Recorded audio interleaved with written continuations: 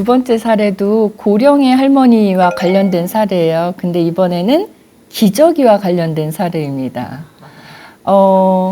큰 딸이 살고 있고 그 근처에 어머니가 살고 계세요. 근데 이 어머니가 혼자 독립적으로 잘 살아오셨는데 언젠가부터 이제 기억력도 좀 떨어지시고 연세 많아지시니까 95세거든요. 기억력도 좀 떨어지시고 몸도 조금씩 불편해지시고 하다 보니까 큰딸이 안 되겠다 이제는 해서 어머니를 집으로 모시고 와요. 그래서 이제 같이 지내게 된 거죠. 그래서 이제 이 두 분이 같이 지내는데 큰딸이라고 딸이라고 제가 지칭을 했지만 따님도 68세예요. 그러니까 거의 90세가 다 돼 가시는 거죠. 그래서 이렇게 두 분이 지내시는데 그 댁에는 이제 사위도 있고 다 있겠죠. 근데 지금 상담을 하신 분은 손녀딸이에요. 그러니까 외할머니 문제로 저희에게 상담을 의뢰하신 거죠.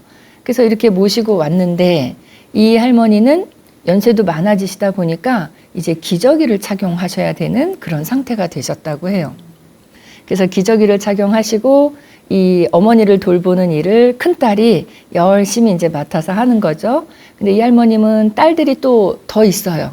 그래서 이 큰딸이 주로 어머니를 돌보지만 다른 딸들은 이렇게 한 번씩 가끔씩 와서 같이 좀 도움을 드리고 있다고 합니다. 그래서 평소에는 어머님이 알아서 잘 하니까 이 저한테 상담하신 손녀 딸도 별로 크게 관심을 안 갖고 있다가 어느 날 어머니하고 이야기를 나눌 기회가 있었대요. 그래서 이제 이야기를 나눠봤다고 합니다. 왜 관심을 안 가졌냐면 각자 생활이 이제 바빴던 거죠. 그러면 낮에 이제 아침 식사하고 나면 사위도 나가고 손녀, 손주들도 다 학교 가고 하면 낮 시간 동안에는 딸하고 이 95세 할머니하고 둘만 집에 계시는 거예요. 그 안에서 무슨 일이 일어났는지는 아무도 모르죠. 그러니까 저녁에 퇴근해서 또 학교 갔다 들어오면 그냥 평화로우니까 아, 별일이 없이 잘 지내시나 보다 이렇게 생각을 했는데 이 손녀가 본인의 어머니하고 어느 날 이야기를 나눠봤더니 어머니가 그러시더래요. 나는 할머니 모시는 거 뭐 별로 하나도 어려움 없어. 힘들지 않아. 그러면서 말미에 근데 딱 하나 뭐냐면 기저귀가 좀 문제야 그러시더래요. 그래서 기저귀가 왜 문제이실까라고 여쭤봤더니 할머니가 기저귀를 채워드리면 자꾸 풀으시는 거예요. 그러니까 할머니는 풀으시니까 딸은 이거 못 풀으시게 하려고 더 세게 채워드리고 그러면 할머니는 이제는 안 풀리니까 푸는 거 개념이 아니라 뜯어서 내놓으시고 이렇게 되시는 거예요. 그러다 보니까 어머니랑 할머니랑 그것 때문에 계속 하루에도 여러 번씩 다툼이 있고 어머니는 그 큰딸이죠. 이 큰딸은 할머니 방 이렇게 지나가면서 계속 문을 열어보는 거예요. 기저귀가 또 나와 있나 하고 보시느라고. 그러면 영락없이 기저귀가 또 나와 있는 거예요. 그러면 또 채워드리고.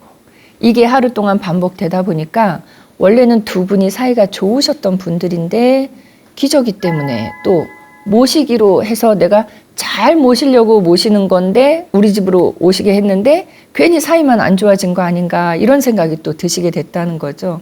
그래서 어머님이 이제 그 고민을 이 딸에게 마지막 딸, 그러니까 손녀에게 얘기를 하니까 둘이 무슨 대책이 있을까라고 이제 의논을 하신 거예요. 그래서 이 손녀딸은 저희한테 상담하시면서 선생님 어떻게 해야 될까요? 제가 달리 엄마를 도와줄 수 있는 일도 없고 이모님들이 가끔 오시니까 저는 그냥 믿거라 하고 신경을 안 썼었는데 엄마의 얘기를 들어보니까 아, 엄마 혼자 고민이 참 많으셨구나. 참 많이 고충이 있겠구나 이런 생각을 느끼게 됐다고 해요. 그래서 어떻게 하면 좋습니까? 하고 저희한테 의뢰를 하셨어요. 그래서 이제 저희가 어렵게 따님, 그 큰딸하고도 상담을 해봤지만 할머니하고도 상담을 해봤어요. 근데 할머니가 기억력이 많이 떨어지신다고 하는데 그래도 의사 표현을 하시더라고요. 그러니까 어떨 때는 좀 정확하게 말씀하시고 어떨 때는 조금 이상하다라고 생각이 들 때도 있고 그래요. 근데 할머니하고 얘기해 봤더니 할머니 왜 기저귀 자꾸 풀르세요? 답답하세요? 그랬더니 답답해. 근데 답답하기도 하고 이건 딸한테는 얘기하지 말어. 그래도 이게 기저귀 값 하나라도 내가 보태줘야지 안 되겠어? 그러니까는 어르신들이 우리 옛날에 한번 생각해 보세요. 할머니들이 아기 키우면은요, 기저귀, 사서 쓰는 기저귀 되게 아까워하세요. 그래서 물론 몸에도 아이 몸에도 좋지만 천기저귀 사용하시는 경우 많이 볼 수 있죠. 그러니까 이 할머니는 딸이 나를 이렇게 돌봐주는 거, 내가 혼자 살다가 이 집에 들어왔다는 거 이제 생각하고 계시니까 딸이 나를 돌봐주는 것도 고마운데 이 기저귀 값 하나라도 내가 조금 아껴줘야 되지 않나 하는 생각에 자꾸 풀으시는 거였어요. 그러면 딸은 그거를 채워드려야 되니까, 왜냐하면 딸한테는 또 할머니가 그러신대요. 저녁이 되면 잘 안 드시려고 그런대요. 그래서 왜 안 드시냐고 그랬더니 자꾸 이렇게 소변 실수하니까 안 먹어야지 되겠다 이렇게 생각하신대요. 그러니까 딸 입장에서는 어머니가 안쓰럽고 할머니 입장에서는 또 딸을 위하는 생각이 있고 서로를 위하는 마음은 알겠어요. 그건 제가 상담을 통해서 확신할 수 있을 정도로 두 사람의 마음은 확인을 했는데, 문제는 서로를 위하는 마음은 있는데 그 위하는 방법이 잘못된 거예요. 위하는 마음이 그대로 전해질 수 있는 방법으로 하셨으면 좋았는데 다른 방법으로 이게 동원이 되니까 그 마음이 전달이 잘 안 됐던 것 같아요. 그 할머님이 기저귀를 자꾸 풀으신다고 했죠. 그러면 할머니 입장에서는 기저귀 값을 줄여준다였잖아요. 자, 경제적으로 이게 도움이 됐나를 살펴보면 할머니가 기저귀를 주무시다가도 풀으시고 주무시거든요. 그러면 아침에 일어나 보면 옷이랑 이불이 다 젖어 있어요. 그러면 이 따님은 아침에 거의 뭐 일주일에 몇 번씩 이불 빨래를 다 하셔야 되는 거예요.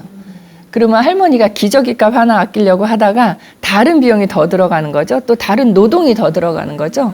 그러니까 할머니가 딸을 위하는 마음은 알겠는데 그게 그 방법으로는 위해지지가 않았던 거죠. 그 다음에 딸 입장에서는 어머니를 걱정하는 마음이 있어서 기저귀를 착용해 드리잖아요.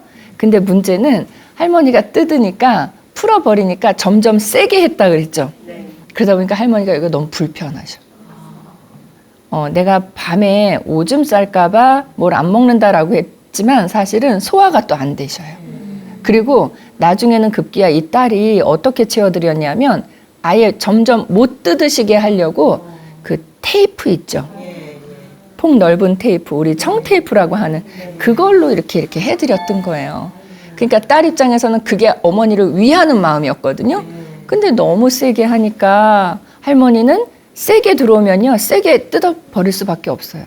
그래서 서로의 위하는 마음이 이상하게 표현이 되면서 서로를 괴롭히는 그런 모습으로 전해졌던 것 같아요.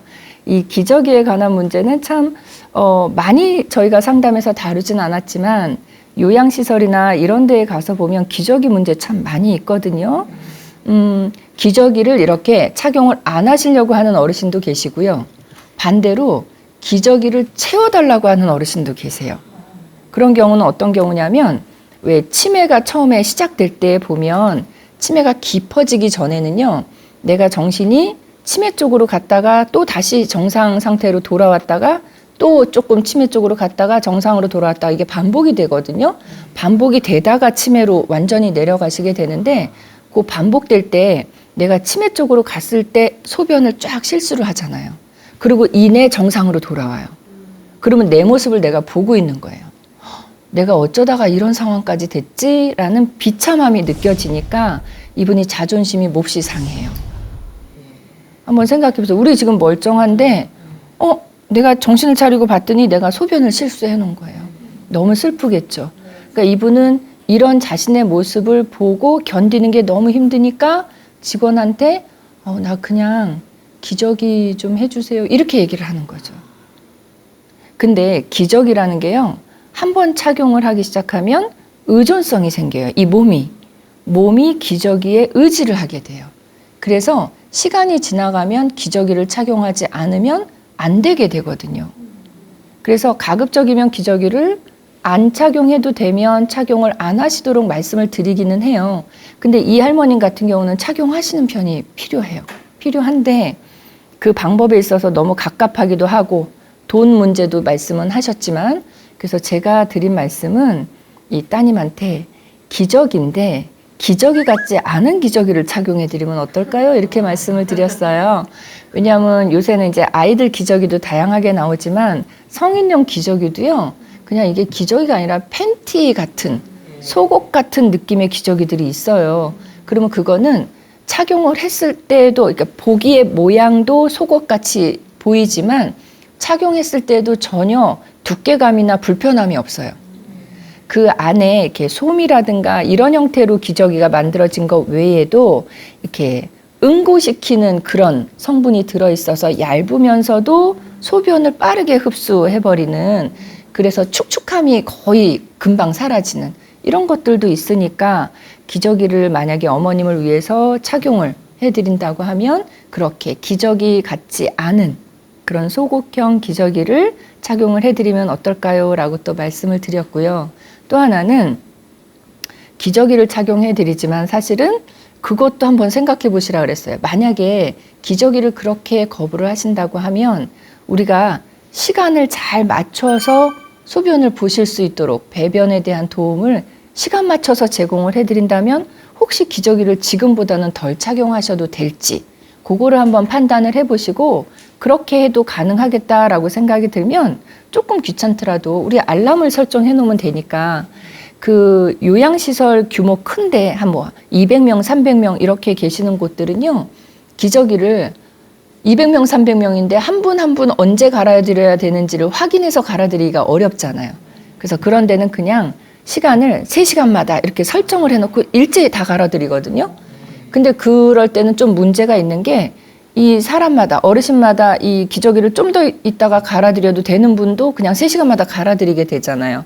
근데 여기는 가정이고 1대1이기 때문에 충분히 어머님의 이 배변 시간을 우리가 관찰을 잘해서 확인만 하신다면 그거에 맞춰서 배변을 진행해 드릴 수가 있거든요. 그래서 저는 기저귀를 이렇게 완강히 거부를 하신다고 하면 배변을 시간 맞춰서 한번 제공해 드리는 거, 요게 어떨까 하는 그런 말씀도 드려봤어요. 이 기저귀에 대한 문제가 시설이나 요양보호사분들이 또 가정에 가서 이렇게 도와드릴 때도 이런 일이 있었어요. 어느 가정은 요양보호사가 이제 할머니 기저귀를 갈아드리려고 하는데 그 보호자가 와서, 가족이 와서 딱 보더니 그거 갈아주지 말라고. 그래서 아니 이거 지금 다 젖어서 갈아드려야 된다고 요양보호사가 얘기했더니 그 가족이 그러면 그거 말려서 다시 쓰라고. 근데 이거는 천기저귀 같은 게 아니기 때문에 일회용품이에요. 그래서 말려서 쓸 수 있는 게 아니에요. 근데 가족이 너무 완강히 얘기하니까 이 요양보호사가 내 판단은 아닌 것 같지만 하지 말라고 하니까 어쩔 수 없이 그걸 말려서 새 거 쓰시고 다음 거 갈았을 때는 말렸던 거 쓰시고 이렇게 또 말렸다가 쓰시고 이렇게 된 거예요.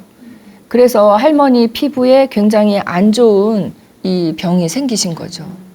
그랬는데 이거를 두고 나중에 이 가족이 뭐라고 얘기했냐면, 요양보호사는 이제 억울하게 됐죠. 가족이 요양보호사가 제대로 씻겨드리지 않아서 그런 피부 발작이 생긴 거라고 이렇게 얘기를 한 거예요. 근데 여기서 요양보호사도 잘못은 있어요. 뭐가 잘못이냐면 내가 가족이 아무리 강요를 했다 해도 젖은 기저귀를 어르신에게, 그러니까 말려서 다시 재사용을 하게 되면 어르신에게 해가 갈 거라는 걸 알죠. 알면서도 그거를 착용해 드렸다. 이거는 우리가 이제 그런 용어를 써요. 무해성의 원칙이라고 해요. 그래서 무해성의 원칙을 위배했다 이렇게 얘기를 해요. 그러니까 해가 갈 걸 알고서도 그 행위를 했다는 그 자체가 이 요양보호사는 잘못한 일이다 이렇게 얘기를 합니다. 근데 실제로 이 요양시설에 어르신들이 계실 때 가족들이 그 소모되는 물건에 대해서 굉장히 좀 아까워하는 그런 심리가 있어요. 그러니까 그 시설에서는 기저귀를 가족들이 이렇게 사서 보낸다든가 아니면 돈을 지불을 해서 기저귀를 이렇게 사서 어르신한테 이렇게 사용을 하면 그거 굉장히 철저하게 사용하거든요. 그러니까 이 노인이 쓰셔야 될 기저귀를 이 노인한테 쓰고 이렇게 하지 않아요. 그리고 되게 해프게 쓰지도 않아요. 근데 가족들이 어쩌다 한번 오면 그런 얘기를 한대요. 기저귀 이렇게 쌓여 있는 걸 보면서 우리 어머니 기저귀가 벌써 떨어졌어요? 이렇게 얘기를 한다는 거예요. 그러면 이 일해 주시는 분들 입장에서는 아유 우리 아껴 쓰고 열심히 썼는데 마치 우리가 이 기저귀를 어떻게 따르게 잘못 쓴 것처럼 다른 데다가 유용한 것처럼 얘기를 하니까 왠지 좀 찜찜하기도 하고 그렇다고 해요. 그래서 요새는 요양시설에 기저귀에도 다 이름을 씁니다. 어르신 이름을 유성 매직 같은 걸로 이름을 써놓고 딱 그 어르신에게만 쓴다는 거를 명확하게. 사실 가족들이 그냥 훈훈한 마음으로 고맙게만 이렇게 고마움만 표현해 주시면 그런 이름까지 쓸 일은 없잖아요. 근데 이름 써놓고 착착착 쌓아놓고 그거로 하나씩 딱 지급을 해드리는 모습 보면서 이게 어르신을 돌본다는 게 가정에서도 어렵지만 가족과 어르신과 사회와 모두가 다 함께 협력을 해야지 되는 일이지 그 안에서 누가 누구를 의심하고 한다면 안 그래도 힘든 일이 더 힘겨워지지 않을까 하는 그런 생각도 가져봤습니다. 자, 이번 사례를 통해서 상담으로는 그렇게 많이 들어오는 사례는 아니었어요. 기저귀 문제. 근데 우리가 한 번쯤은 생각을 해봐야 될 문제였고요. 어르신들이 다시 정리하면 기저귀를 착용해야 되는 꼭 그런 분이라면 착용을 하시는 게 좋지만 어르신이 기저귀 착용을 거부하실 때에는 기저귀의 형태가 다양하게 나와 있으니까 거부감을 좀 덜 느끼는 쪽의 그런 모양의 기저귀를 착용해 보시면 어떨까 하는 생각도 가져봤고요. 또 기저귀를 꼭 착용하기 이전에 배변 시간을 맞춘다든가 이런 다른 노력을 통해서 기저귀를 좀 덜 사용할 수 있는 방법이 있다면 그 방법을 좀 우선적으로 활용을 해보시면 훨씬 서로 간에 도움이 되지 않을까 하는 그런 생각을 해봤습니다. 이번 사례를 보시면서 혹시 궁금한 점 있으시면 질문 주시면 답변 드릴게요. 말씀하시죠. 어르신이 대소변 실수를 하셨을 때에 가족들은 그럼 어떻게 도와드리는 게 좋을까요? 대소변을 실수를 하신 거예요. 네. 어르신이 이제 그러면 대소변을 실수를 하셨다는 얘기는 신체 기능이 내가 컨트롤하기는 어려운 상태가 되셨다는 얘기예요. 그래서 신체적으로 이상 이제 문제가 조금 생기기 시작하셨든 아니면 정신적으로 문제가 있으시든 해서 어떤 식으로든 우리가 장애 요인이 발생했다고 이렇게 볼 수 있거든요. 그러면 가족들이 이런 일을 처음 경험하면 굉장히 당황스럽죠. 그래서 요새는 노인을 집에서 케어하는 방법에 대한 그런 책이라든가 정보들이 많이 있으니까 그런 거를 좀 지식을 가지시는 게 필요할 것 같아요. 그냥 물론 기저귀도 해드리고 또 깨끗하게 샤워도 해드리고 하는 그런 모습도 좋지만 그런 걸 하기에 앞서서 우리가 정확하게 지식으로서 그거를 알고 실천으로 하느냐 아니면 그냥 옛날엔 다 이렇게 했어 라고 하면서 그냥 옛날에 귀로 들었던 걸로 하느냐는 좀 차이가 있을 것 같아요. 그래서 저는 그런 교육이 요즘 지역사회에서 많이 이루어지고 있으니까 교육을 소양교육 삼아서 한 번씩 들어두시면 집에서 어르신을 모시는 가정에는 참 유익하게 도움이 될 것 같고요. 그런 교육들 중에 제가 몇 번 말씀을 드렸는데 요양보호사 교육을 받아두시면 어르신을 돌보거나 또는 몸 신체적으로 어려움이 있는 어르신들 케어하는 그런 것들도 배울 수 있고요. 그거 말고도요. 요새 우리 그 치매 국가 책임제라는 말씀 들어보셨죠? 그래서 지역사회 안에서 치매와 관련된 교육들이 많이 이루어지고 있어요. 그래서 무슨 여성인력개발센터라든가 무슨 여성발전센터 이런 곳에 보면 그 프로젝트의 형태로 치매 관련되는 교육 또 노인 케어 관련되는 교육들이 정기 교육은 아니지만 한 번씩 이루어지니까 홈페이지 통해서 검색을 하시다가 그런 교육이 있다면 몇 시간 투자하셔서 교육을 받아두시고 그리고 어르신에게 실천으로 옮기시면 훨씬 더 어르신도 편안하게 도움 받으실 수 있고 우리도 작은 노력을 들이면서도 돌봐드릴 수 있어서 훨씬 좋은 방법이 아닐까 싶습니다. 교육 이용하시고 그대로 실천하십시오라는 게 답변이었습니다.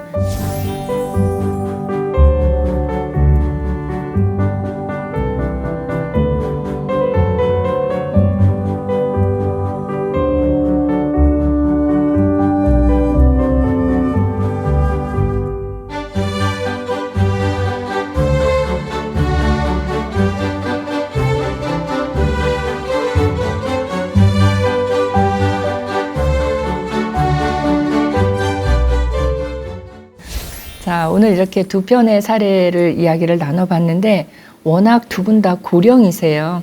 고령이신데 건강하지 않으신 채로 고령이 되셔서 우리의 또 그 염려를 자아내는 그런 사례들이었던 것 같아요.